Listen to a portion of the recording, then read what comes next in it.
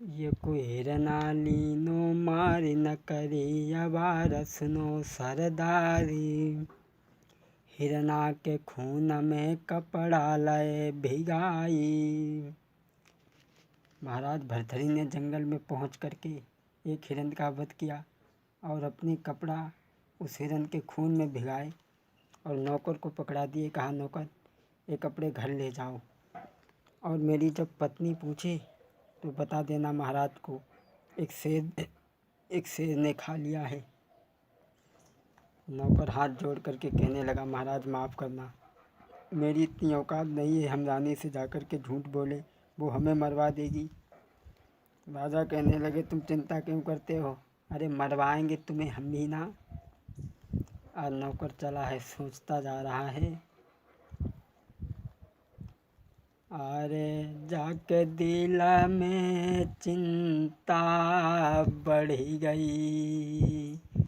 अरे का हुई है दशा रे हमारी। नौकर सोचता जा रहा है और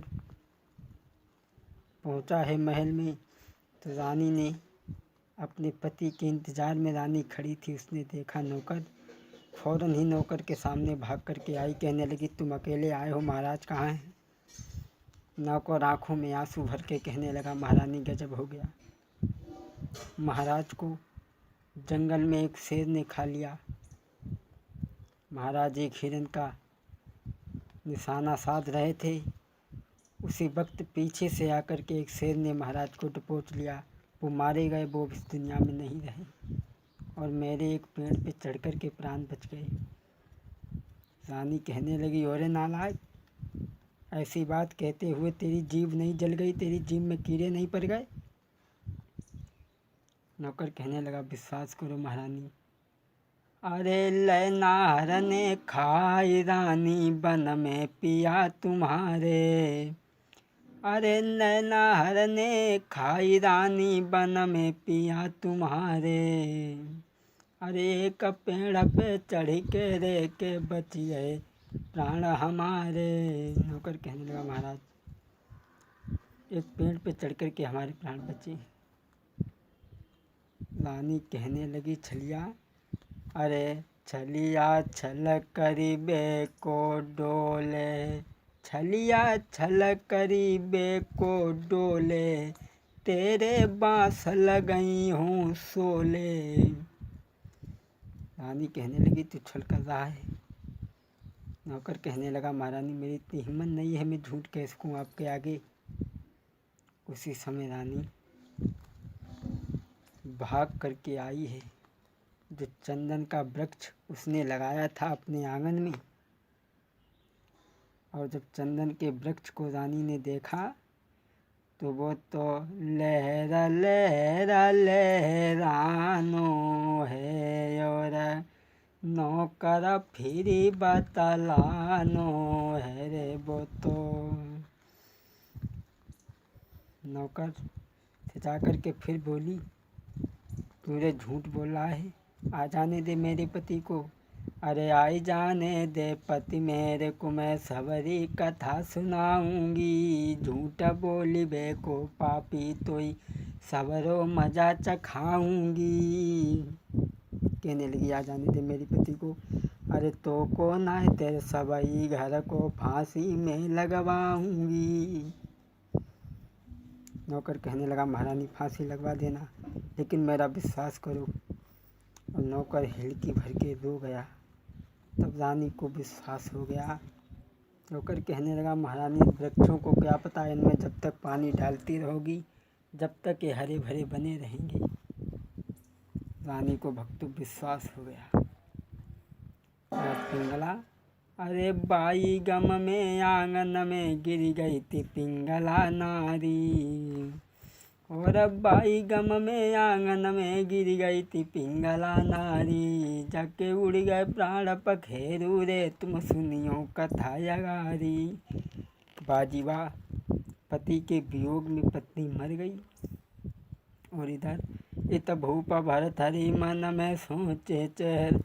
इत भूप भरथरी दिल घबराने मन में सोची सोची रह जाई। और घोड़ा लेके सतवादी ने लई आंगन की सीध लगाई। घोड़ा लेकर के राजा ने आंगन की सीध लगाई। अरे लेके घोड़ा सतवादी ने लई आंगन की सीध लगाई। और जैसे ही घोड़ा बांध द्वार पे सन्मुख छींक तड़ा को खाई। राजा ने घोड़ा बांधा, अंदर गए तो देखा पिंगला मरी पड़ी हुई है। आज राजा ने पिंगला को अपनी गोदी में ले लिया और रोने लगे हैं। और राजा भरथरी फूट फूट के रोने लगे जब तक गोरखनाथ आ जाते हैं। और उन्होंने अपना कमंडल भरथरी के द्वार पे पटक दिया। वो भी बैठ करके रोने लगे। भरथरी कहने लगे, महाराज मेरी तो स्त्री खत्म हो गई, मैं इसलिए रो रहा हूँ, और तुम किस लिए रो रहे हो? गोरखनाथ कहने लगे, देखो तुम्हारी स्त्री खत्म हो गई, मेरा कमंडल टूट गया, मैं इसलिए रो रहा हूँ। कहने लगे, महाराज तुम्हारी जैसी स्त्री तो लाखों मिल जाएंगी, लेकिन मेरे जैसा कमंडल नहीं मिलेगा। कहने लगे, तुम्हारे जैसा कमंडल नहीं मिलेगा? बोले हाँ। बोले अगर कमंडल बनवा दिया जाए तो? बोले ठीक है, अगर मेरा कमंडल बन जाएगा तो मैं तुम्हारी स्त्री को जिंदा कर दूंगा। भरथरी ने सारे दरबार में बैठ करके कहा कि जो भी इनका कमंडल बना देगा उसे हम मनचाहा इनाम देंगे। दूर दूर से लोग आने लगे कारीगर बनाने के लिए, लेकिन किसी से छोटा बन जाता है तो किसी से मोटा बन जाता है। कमंडल नहीं बन पाया तो भरथरी कहने लगे, गुरुजी इसका मतलब है कि मेरी पत्नी भी जिंदा नहीं होगी। बोले चिंता मत करो, आंखें मीचो। आंखें मिचाई हैं गोरखनाथ ने। अरे जब आँखें ददा मिचाई, हाँ जब आँखें ददा रे मिचाई, एक ते एक पिंगला आई, तब राजा ने गिरा सुनाई, जय सबरी मोह को देव गहाई। जब आँखें मिचाई तो एक से एक पिंगला आई। राजा ने कहे, जय सबे हमें दे दो। बोले बड़े तुम बेईमान हो, तुम्हारी पत्नी एक है, पहचान लो कौन थी। एक पिंगला को जीवित करने के बाद में गोरखनाथ वहाँ से चले गए हैं। और इसी बीच में एक भरथरी के दरबार में एक नौकर आता है, कहता है महाराज मुझे नौकरी दे दीजिए और केवल मुझे रोटी कपड़ा देते रहना, यही मेरे लिए बहुत है। भरथरी ने कहा ठीक है, आज से तुम हमारे महल की पहरेदारी करोगे, हमारी पत्नी की पहरेदारी करोगे। नौकर पहरेदारी देने लगा और इधर पिंगला छत के ऊपर खड़ी है और इधर यशपाल जो था, यशपाल नाम का नौकर, अरे नारी पिंगला अटिया पे ठाड़ी, बीरन ध्यान बिसरी नहीं जाई। अरे यशपाल मेलन ते घूमे, घूके घोड़ा पे सवार, एक तो नौकर है राजा को, दूजे रूप दयो करतार। और जब रानी ने देखा, अरे नजरी बढ़ाई देखो रानी ने, मन में ये कया बे कजाई, सुंदर चेहरा देखी नौकर को, रानी करी गई सोच विचार। जब रानी ने उस नौकर को देखा तो मन में सोचने लगी, भगवान को ऐसे पति हमारे होते। विचार करने लगी, अरे ऐसे पति जो हमको मिल जाए तो हम ठाड़ी करें बियार।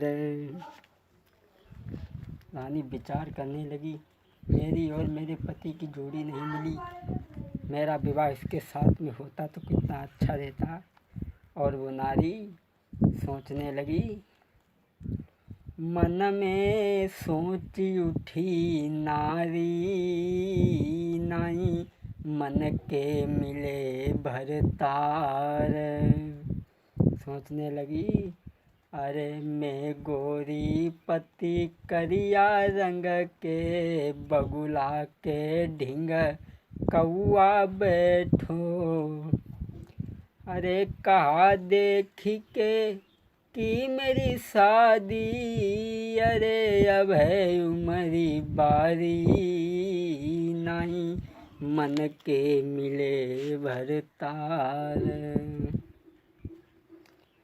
सोचने लगी, ऐसा ही नहीं, अरे संग जाई तो लगे पिताजी, सब ही देखी हंसत पीहर के, भई जीवन की ख्वारी, नहीं मन के मिले भरतार।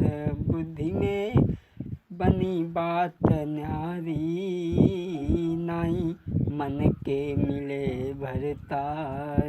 मैंने पूछा, पिंगला क्या हुआ, कितनी उदास क्यों हो? तो बोली, कहो मिन्नी कैसे रहे राजी, अरे कहो मिन्नी कैसे रहे राजी, एक काम करत नहीं ढंग के, अरे मेरो भौजी बन बर्बादी, अब सोच उठी वो नारी, नाही मन के मिले भरतार, मन में सोच रही वो नारी।